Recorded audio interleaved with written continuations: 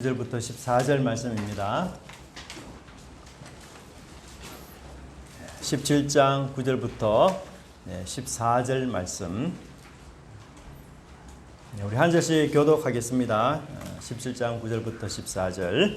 하나님이 또 아브라함에게 이르시되 그런즉 너는 내 언약을 지키고 네 후손도 대대로 지키라.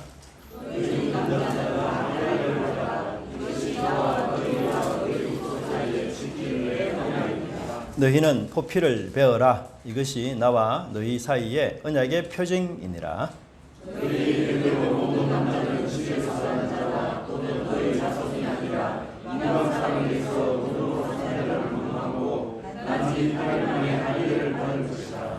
너희 집에서 난 자든지 너희 돈으로 산 자든지 할례를 받아야 하리니 이래 내 언약이 너희 살에 있어 영원한 언약이 되려니와.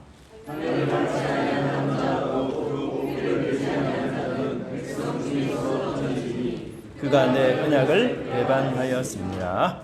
아멘. 네. 우리 옆에 좌우에 인사하시면 좋겠습니다. 만나서 반갑습니다. 네, 반갑습니다. 네, 오랜만에 보시는 분도 오신 분들 이렇게 만나서 반갑습니다. 우리는 지난주에 아브라함이 자기 손으로 만든 천국, 또 자기의 노력과 애씀으로 만든 그 천국 때문에 하나님이 주시려는 천국을 거부하는 그런 모습에 대해서 살펴보았습니다.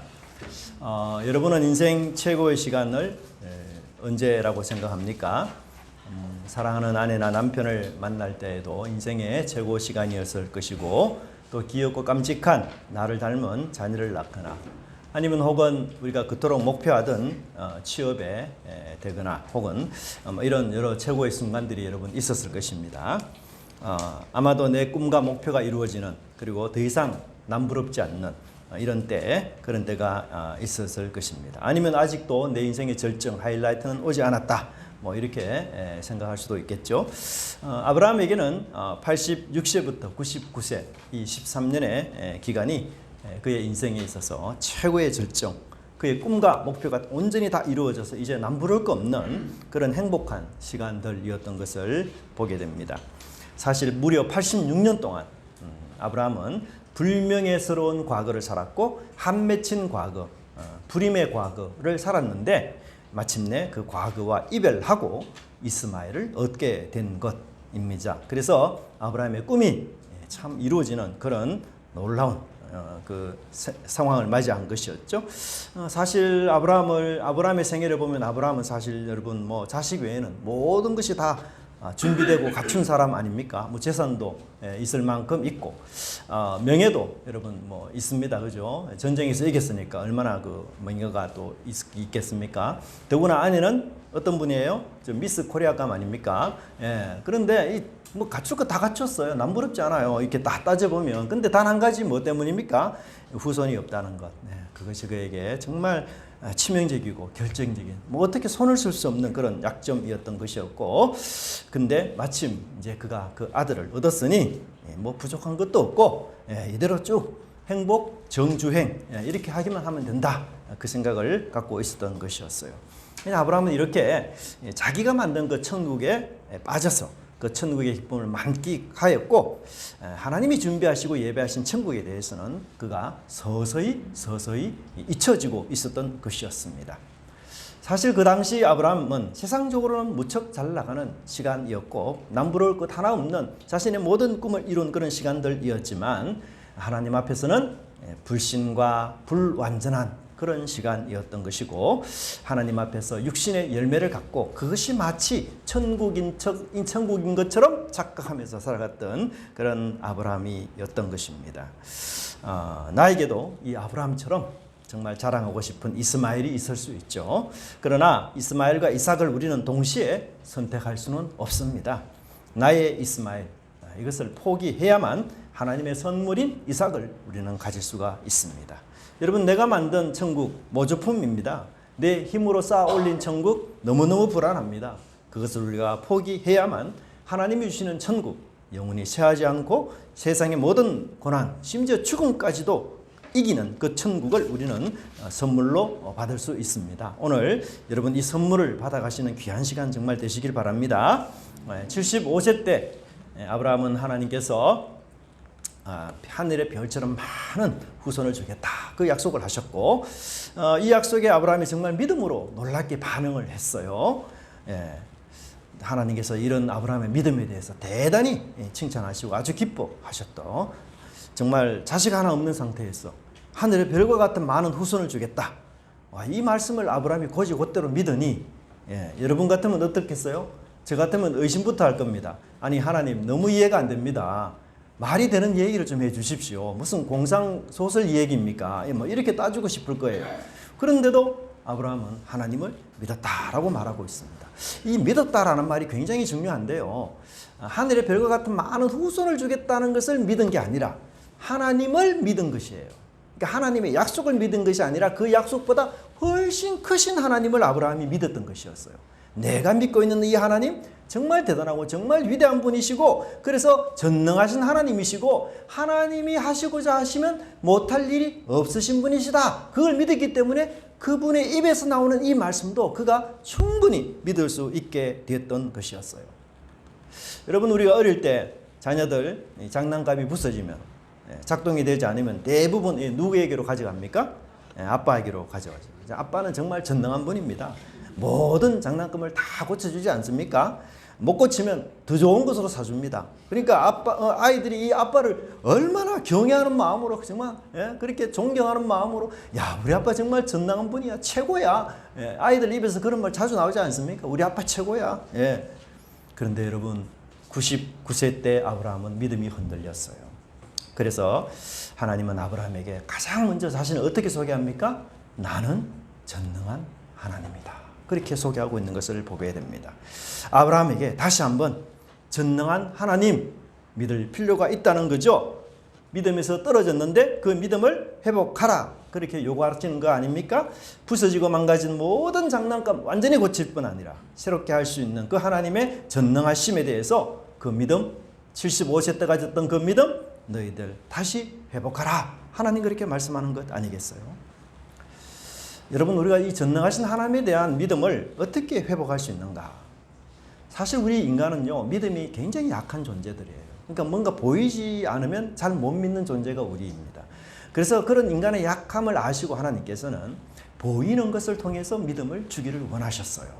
그게 뭡니까? 75세 때에는 뭘 보여주었습니까? 하늘의 별을 보여주셨어요. 그 별을 바라보면서 하나님의 전능하심을 믿어라.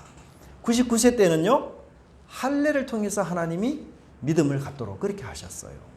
이 할례 언약은 자신의 몸에 아예 새기는 겁니다. 그래서 평생 잊을 수가 없어요. 마치 문신처럼 새겨지는 거 아니에요. 그래서 그것을 볼 때마다 하나님 전능하신 분이야, 하나님은 나를 새롭게 하시는 분이야, 그것을 기억하도록 하셨던 것입니다.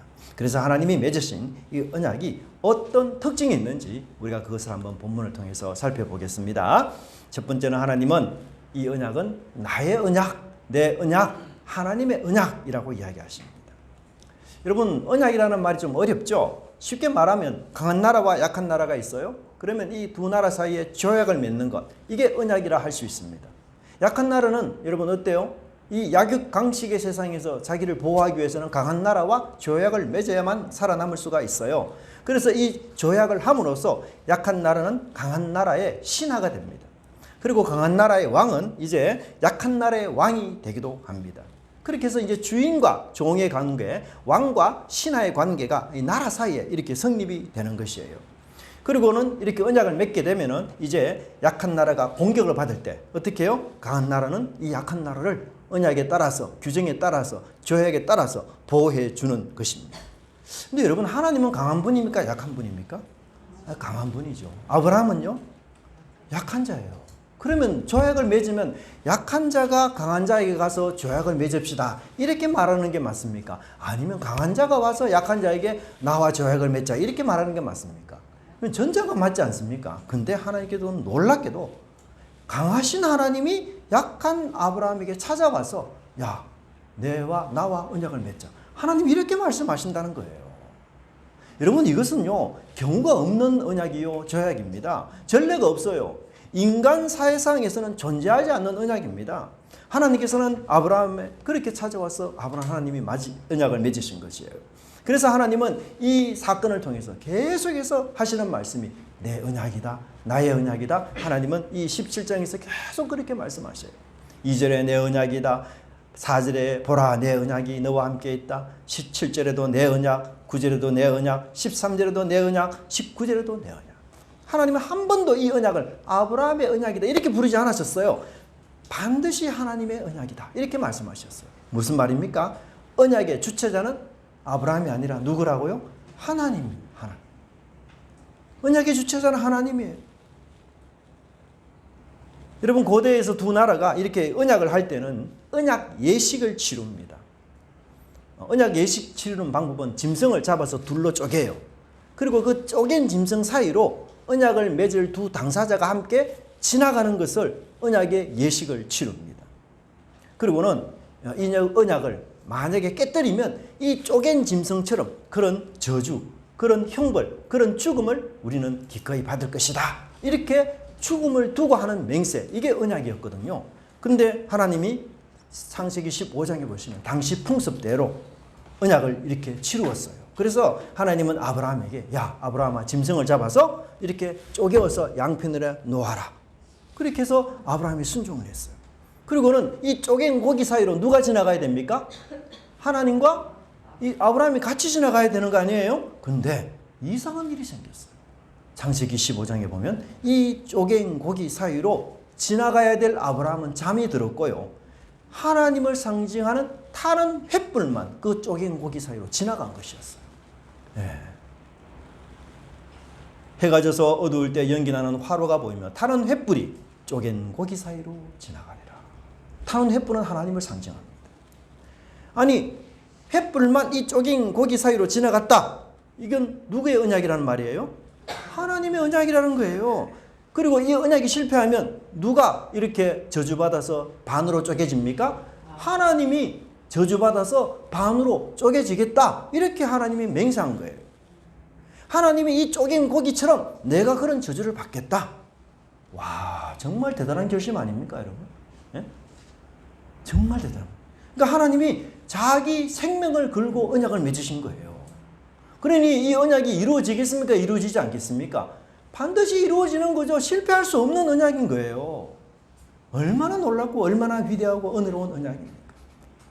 무자한 아브라함, 무능하고 제한적인 아브라함, 병든 인생, 나약한 인생인 이 인간에게 전능하신 하나님이 친히 찾아오셔서 야, 너 나와 언약을 맺자. 이렇게 제안하실 뿐만 아니라 하나님께서 친히 자기의 목숨까지 생명까지 걸면서 내가 이 언약을 반드시 너의 인생 속에 이루겠다. 이렇게 하나님이 다짐도 약속하셨다는 사실입니다. 여러분 하나님은요 답답할 게 하나도 없는 사람이에요. 답답할 것이 전혀 없는 분입니다. 지금 답답한 상황에 빠진 사람은 아브라함이에요. 속이 타는 사람은 아브라함입니다. 그런데 답답할 것이 하나도 없는 그 하나님께서 이 답답하고 속이 타 들어가는 아브라함을 찾아와서 언약을 맺자. 그렇게 말씀하셨다는 것이에요. 얼마나 놀라운 언약입니까? 여러분 하나님은 속박되실 필요가 전혀 없는 자유로운 분이에요. 하나님 무엇에 구속될 필요가 하등 없은 분은 아니에요. 그런데도 하나님께서는 스스로 자신 언약 안에 언약을 맺으시고 그 언약 안에 자신의 목숨을 속박하시고 자신의 목숨을 그 언약 안에 구속시키셨던 것이었어요. 그러니 이 언약은 절대로 깨어질 수 없는 안전한 언약이요, 믿을 수 있는 언약이요, 절대 배신하지 않는 언약이라는 것을 우리는 꼭 기억해야 됩니다. 여러분 우리 사회의 신의가 깨어지는 일로 인해서 계약이 이행되지 않는 일로 인해서 얼마나 많은 상처와 아픔을 지금 받고 있습니까? 그러나 하나님의 이 언약은 하늘의 별이 사라지지 않는 한 절대로 취소되지 않을 언약이라는 사실을 우리가 꼭 믿고 확신하시기 바랍니다. 그러면 하나님께서 왜 이렇게까지 하셨을까요? 도대체 무슨 이유 때문에 이렇게까지 자신을 낮추시고 이 연약한 인간을 위해서 친히 언약을 자기 목숨을 걸고 언약을 맺자고 하셨을까요? 그것은 바로 사랑이라는 말밖에는 설명이 될 수가 없어요. 아브라함을 하나님이 지극히 정말 너무너무 사랑하셨기 때문에. 어느 정도 사랑했습니까? 그냥 아브라함에게 자신을 속박하고 자신을 구속할 정도로 하나님 그렇게 사랑하셨어요. 여러분 사랑해 보셨잖아요. 사랑하면 어떤 일이 생깁니까? 사랑하는 사람에게 나를 구속시키고 속박시켜요. 그래서 하나님은 내가 너의 미래, 너의 장래, 너의 인생 내가 다 책임지겠다. 내가 너의 인생의 무거운 짐 내가 다 지고 가겠다. 쪼갠 고기 사이로 나만 들어갔다. 그래서 책임은 나한테 있어. 그래서 내가 너의 모든 인생을 책임지겠어. 내 목숨을 걸고 내 생애를 걸고 내 생명을 걸고 너를 책임지겠다. 하나님 그렇게 언약으로 맹세하시면서 말씀하셨던 것입니다. 예수님은 우리에게 수고하고 무거운 짐진 자들아 다 내게로 오라. 내가 너희를 쉬게 하리라 라고 말씀하셨어요. 이것이 하나님의 결심이었고 하나님의 결의였던 것이었습니다. 여러분 만일 아브라함과 하나님이 함께 이 쪼갠 고기 사이로 지나갔다. 그러면 어떤 결과가 일어날까요? 아브라함은 벌써 죽은 목숨입니다. 여러분 아브라함이 얼마나 연약한 존재입니까? 정말 실수 많고 허물 많은 존재 아니에요? 75세 때는 믿음이 있었어요. 예. 하나님 언약에 대해서 내가 믿습니다. 그렇게 아멘, 그렇게 할렐루야 응답했습니다. 근데 99세 때는 어때요? 언약에 신실하지 못했어요. 하나님의 전능하심을 믿지 못했습니다. 아유 하나님 제가 이스마엘로 족하니 그래 행복하게 살겠습니다. 하나님 주는 선물 괜찮습니다. 아마도 쪼갠 짐승처럼 아브라함은 그렇게 죽어야 했을 것입니다.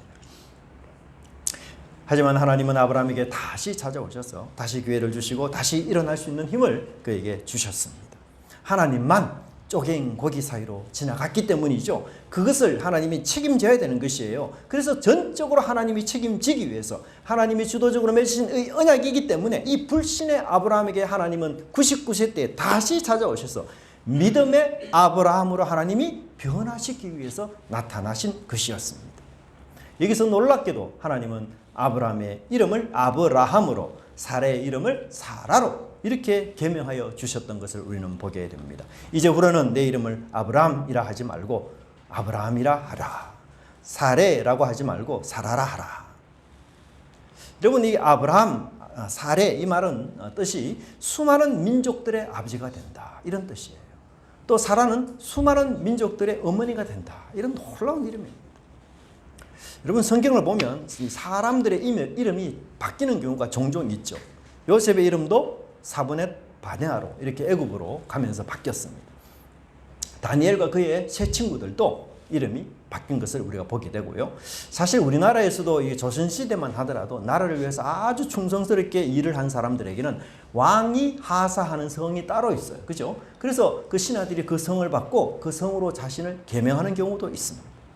여러분 이름이 바뀌는 건요. 굉장히 인생에서 중요한 변곡점을 뜻해요. 굉장히 중요한 변화의 시점을 이야기합니다. 하나님 안에서 바뀐 이름은 바뀐 인생을 뜻하고 있어요. 바뀐 이름을 통해서 새로운 역할을 하고 그리고 새로운 지위를 너희들이 갖게 될 것이다 라는 뜻이 이 속에 있습니다. 우리 부모님들은 자녀들에게 이름을 지어줄 때 이 아이가 참 이름값대로 이렇게 살았으면 좋겠다. 또 이런 사명을 가지고 살았으면 좋겠다. 이런 이제 소망의 의미로, 꿈의 의미로, 희망의 의미로 이름을 지어줍니다. 그러나 하나님의 계명은 희망이 아니에요. 소망이 아니에요. 이루어지는 현실이었어요. 그래서 하나님은 아브라함에게, 사라에게, 홀홀단신의 아브라함과 사라에게 많은 민족과 왕들의 아버지와 어머니가 되도록 놀라운 축복을 하나님께서 베푸신 것을 우리는 기억합니다. 하나님은 아브라함에게 이스마엘로 만족하며 살겠다 이런 마음 갖지 말라는 것이에요. 인간적인 지혜와 꾀로 살지 말라는 것입니다. 다시는 아브라함으로 살지 못하도록 하기 위해서 이름을 아브라함으로 하나님 바꾸어 주셨어요. 아브라함으로 살던 이 과거의 삶, 불신의 삶은 잊어버리고 이제 아브라함으로 새로운 출발을 하라. 그렇게 말씀하기 위해서 오셨던 것이었습니다. 하나님은 아브라함에게만 새로운 이름 주신 거 아닙니다. 저와 여러분에게도 새로운 이름을 주셨어요. 어떤 이름입니까? 성도라는 이름입니다. 그리스도인이라는 이름입니다. 그리스도, 즉 예수님을 따르는 추종자, 예수님의 광팬, 이게 그리스도인이라는 뜻이에요. 이 이름 속에 우리의 소명이 담겨 있고 이 이름 속에 우리가 살아가야 할 목표가 이 속에 있습니다. 여러분 이름은요 그냥 무상으로 대가 없이 이렇게 주어지는 거 절대 아닙니다. 사람의 이름도 어떻습니까? 어머니 태에서 참 이 태아로 품는 시간들이 필요하고 출산의 고통이 주어지는 그런 여러 많은 과정을 통해서 한 사람이 탄생하면서 그 사람의 이름이 세워지는 거 아니에요? 하물며 예수님께서 우리에게 주신 이 이름도 아무 고통 없이 아무 아픔 없이 아무 비하인드 스토리 없이 주어진 것이 아니에요. 예수님께서 십자가를 통해 치루신 이 희생 때문에 우리가 그리스도인이라는 이름, 이 이름을 얻게 되었고 이 이름으로 불려지게 된 것을 우리는 꼭 기억해야 하는 것입니다. 여러분의 이름은 무엇입니까? 성도입니다. 예수님의 광팬이요 그리스도인입니다. 하나님의 백성입니다. 이 이름을 여러분 꼭 기억하셔서 이번 한 주간도 우리 주님이 내게 주신 이름의 값대로 살아가는 그런 은혜가 있기를 간절히 바랍니다. 이 언약이 우리 손에 있다면 우리는 이 언약을 결코 완수할 수 없습니다. 전능하신 하나님의 손에 이 언약이 있기에 그래서 완성할 수 있는 것이에요. 나의 불완전한 모습, 나의 나약한 모습, 나의 실수와 허물까지도 다 하나님이 몽땅 변화시켜서 완성시켜 주시겠다. 그렇게 약속하고 계시는 것 아닙니까? 그래서 바울은 하나님의 이 놀라운 역사를 이렇게 고백하고 있습니다. 착한 일을 시작하신 이가 그리스도 예수의 날까지 이루실 줄을 확신하노라. 시작하신 이도 마무리하시는 이도 누굽니까? 하나님입니다. 하나님은 알파요 오메가 되십니다. 우리 인생의 처음과 나중이 되시는 분입니다. 그 하나님께서 언약의 주체자가 되셔서 우리 인생과 삶을 붙잡고 있다는 것, 그것을 우리는 반드시 기억해야 하는 것입니다. 우리 인생을 살다가 폭풍을 만납니다. 때로는 내 주변에 하나님의 언약의 사랑 보이지 않을 때가 있어요.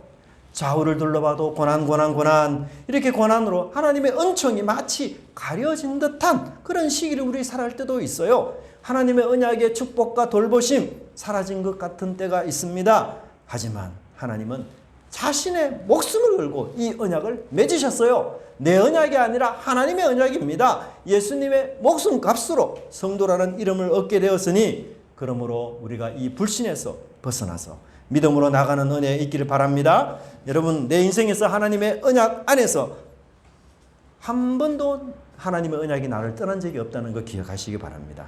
단 한 순간도 하나님의 언약 밖에 내가 던져진 적이 없다는 것, 그것을 여러분 믿음으로 고백하는 저와 여러분이 되길 바랍니다. 우리 이 시간에 찬양 하나 했으면 좋겠습니다. 하나님은 너를 만드신 분. 네. 하나님은 너를 만드신 분, 너를 가장 많이 알고 계시며 하나님은 너를 만드신 분, 너를 가장 깊이 이해하신단다. 예.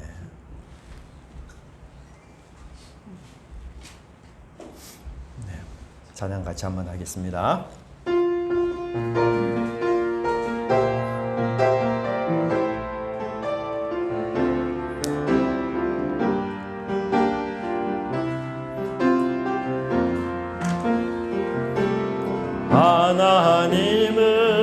하나님은 너를 만드신 분, 너를 가장 많이 알고 계시며 하나님은 너를 만드신 분, 너를 가장 깊이 이해하신단다. 하나님은 너를 지키시는 분, 너를 절대 포기하지 않으며 하나님은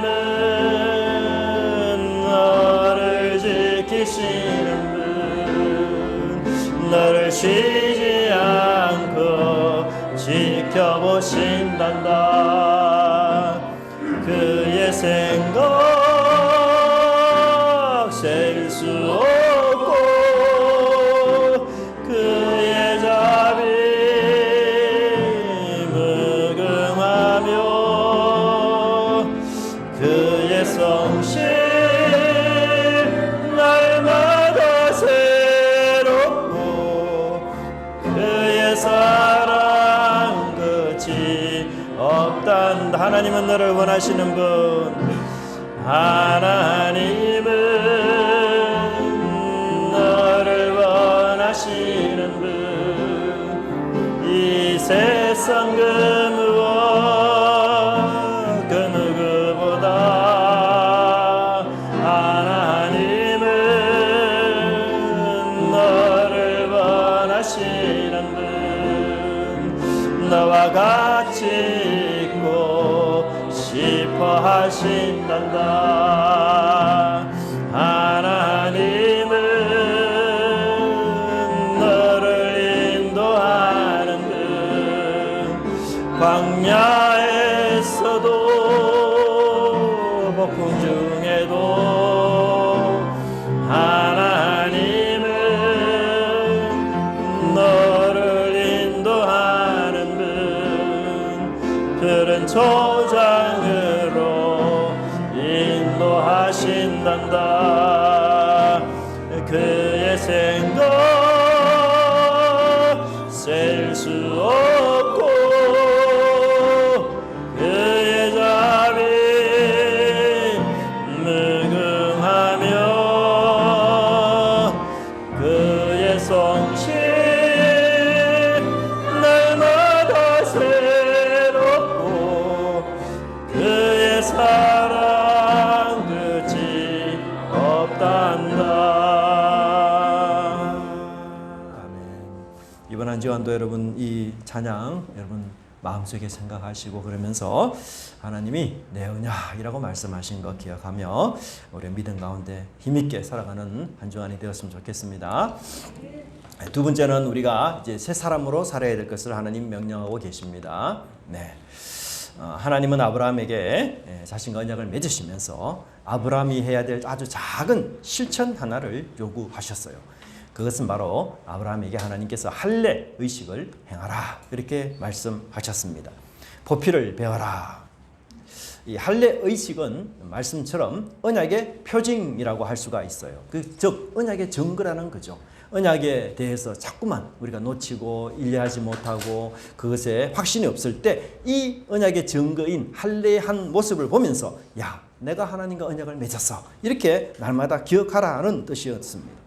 사실 아브라함과 사라를 통해서 하나님께서 수많은 민족과 왕들의 아버지가 되고 어머니가 된다. 여러분 이거 정말 어마무시한 약속 아니에요? 믿기가 쉽지 않죠. 너무너무 믿기 어려운 약속입니다. 뭐 사람이 이런 약속했다. 그러면 그건 사기죠. 만용이 헛된 꿈이고 공한 공상입니다. 그런데 전능하신 하나님이 이 언약을 하셨던 것이에요. 그래서 이 언약을 내가 믿지 못한다. 그 말은 곧 내가 전능하신 하나님을 뭐 한다는 얘기죠? 믿지 못한다는 얘기와 똑같아요. 전능하신 하나님 하셨으니 반드시 성취하고 이루실 것이다. 근데 문제는 뭐예요? 하나님이 아니라 아브라함이에요. 우리 자신이에요. 내가 과연 아브라함이 과연 이 믿음, 이 놀라운 믿음 가질 수 있느냐? 그래서 하나님은 이 보이는 할례 의식을 통해서 불가능해 보이는 하나님의 약속을 믿도록 계속해서 하나님이 요구하시는 것을 보게 됩니다. 하나님은 아브라함에게 자신의 언약을 잊지 않도록 두 종류의 시각 교재를 사용하셨어요. 15장에서는 뭡니까? 하늘의 별들을 사용하셨어요. 17장에서는요. 아브라함에게 할례를 통해서 그것을 깨닫도록 하셨습니다.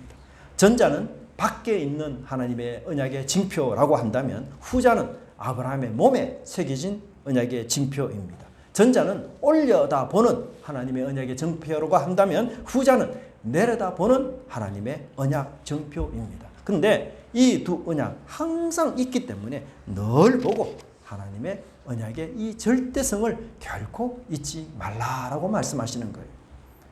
하나님은 여러분 우리를 잊을까요? 잊지 않을까요? 우리를 절대로 잊지 않습니다. 그런데 우리는 자주 잊어요.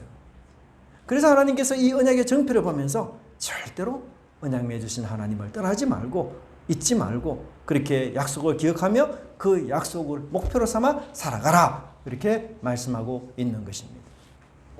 할례라는 것은 잘 아는 대로 여러분 남자의 생식기에 이 표피를 자르는 행위입니다. 그래서 여기 자른다라는 말이 사실 언약이라는 단어하고 연관이 되는 단어입니다. 이 할례는 이스라엘에게만 있었던 독특한 풍습일까요? 아니면 다른 나라에도 있었을까요? 고대 근동에 보면 다른 나라에도 이런 할례 풍습이 있었습니다.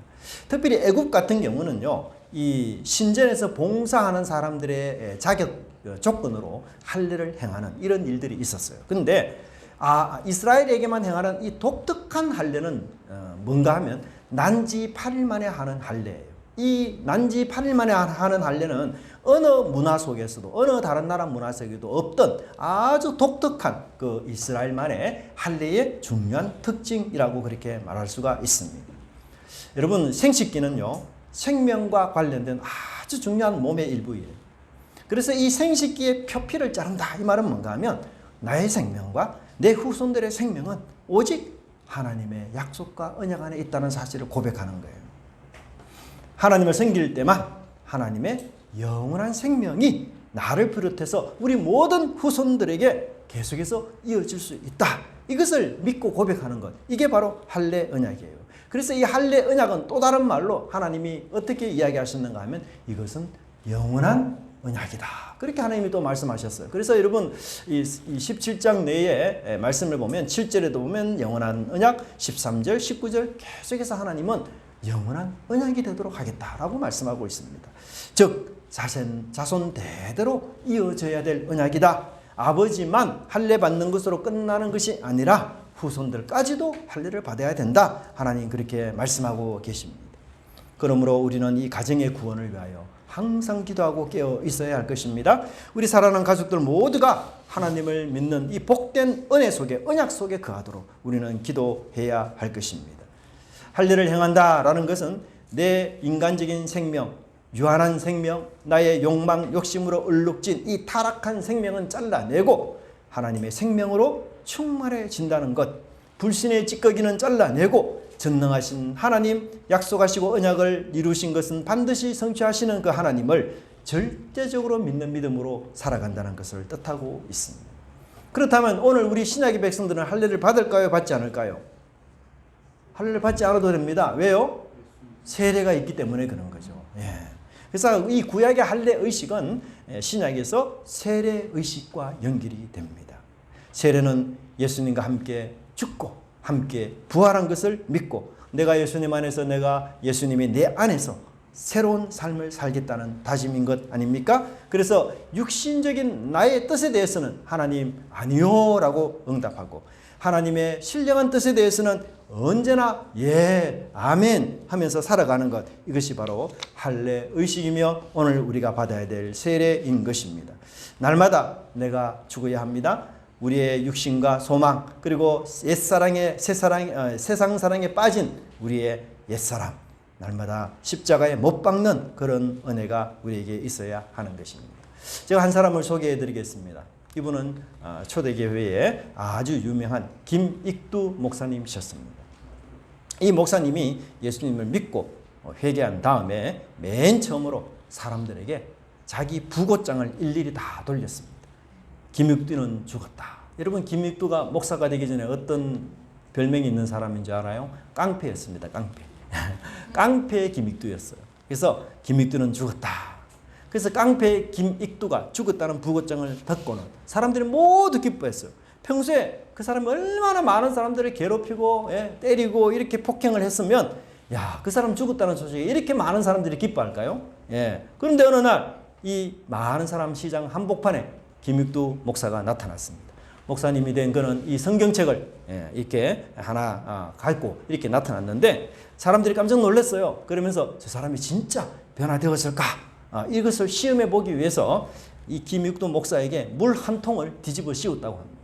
그때 김익두 목사가 아무렇지 않은 척 물을 툭툭 털면서 이렇게 이야기했습니다. 옛날에 김익두는 죽었습니다. 여러분, 우리가 옛날 사람 다 죽어야 됩니다. 그것이 세례받고 그래서 주 안에서 주님을 믿는 새 사람으로 거듭나서 하나님의 할례 언약 세례 의식에 우리가 함께 참여하여 주님을 기쁘게 하는 저와 여러분의 삶이 되기를 간절히 바랍니다. 기도하겠습니다. 하나님 감사합니다. 놀라운 언약 주시니 너무나 감사합니다. 연약하고 무능한 저희들, 초라하고 나약한 저희들, 주님, 강하신 주님, 능력 많으신 주님, 완전하시고 전능하신 하나님께서 우리를 찾아오셔서 이렇게 언약을 맺자고 제안하시고 또 자신의 죽음을 걸어 이 언약을 내가 성취시키겠다고 하신 그 하나님의 놀라운 은혜를 오늘도 저희들을 기억하면서 주님의 그 큰 은혜와 사랑 저희들 마음속에 한시도 잊지 않도록 인도하여 주시옵소서. 또한 하나님의 그 놀라운 언약과 함께 하나님 우리에게 할례를 행하라, 세례를 받으라 말씀하시며 예수 그리스도와 함께 옛사람은 죽고 새사람은 다시 부활하여 하나님을 믿고 따라가는 그런 믿음의 사람 살아갈 수 있도록 인도하여 주시옵소서. 하나님의 약속과 언약에 대해서는 언제라도 우리가 아멘으로 반응하게 하여 주시옵시고 육신의 우리의 모든 잘못에 대해서는 항상 아니오라고 부정적인 대답으로 주님 살아가게 하여 주시옵소서.